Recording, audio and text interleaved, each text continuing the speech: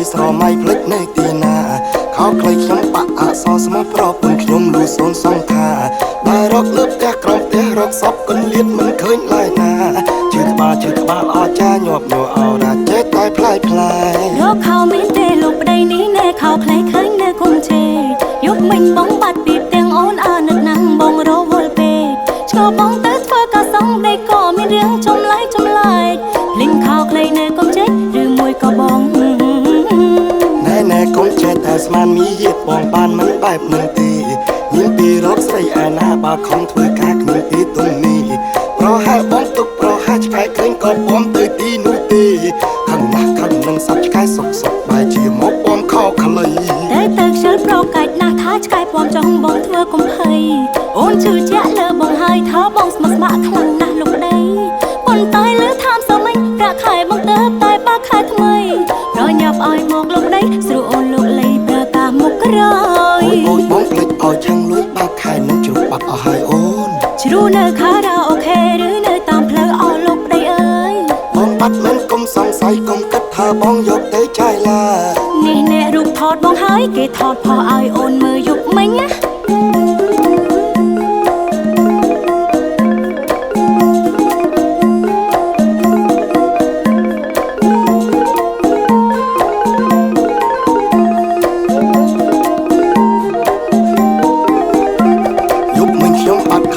អង្គុយស្រមៃភ្លេចនៅទីណាខោខ្លីខ្ញុំបាក់អសរស្មោះប្រពន្ធខ្ញុំលូសូនសង្ខាដើររកលើផ្ទះក្រោមផ្ទះរកសពកលៀតមិនឃើញឡើយណាជឿក្បាលអចាញាប់ញ័រអរ៉ាចេះតែផ្លាយរកខោមានទេលោកប្តីនេះណែខោខ្លីឃើញនៅគុំជេយកមិញបងបាត់ពីផ្ទាំងអូនអានឹកណាំងបងរវល់ពេកឆ្កបងទៅធ្វើកាសងដីក៏មានរឿងចម្លែកលីងខោខ្លីនៅគុំជេឬមួយក៏បងណែកុំចេះតែស្មានមីយៀតបងបានមិនបែបនឹងទេមានពីរកស្រីឯណាបើខំធ្វើការគ្មានទីទុំនេះប្រហែលបងទុកប្រហែលឆ្កែឃើញក៏បងទៅទីនោះទេខឹងណាស់ខឹងនឹងសាប់ឆ្កែសុកបែរជាមកបងខោខ្លីតែខ្ជិលប្រកាច់ណាស់ថាឆ្កែបងចង់បងធ្វើកុំភ័យ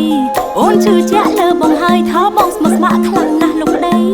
ប៉ុន្តែលើថាមសមិញប្រាក់ខែបងទៅតែបាក់ខែថ្មី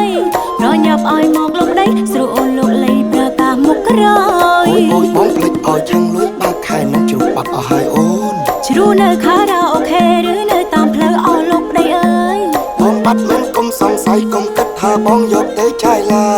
នេះអ្នករូបថតបងហើយគេថតផុសឲ្យអូន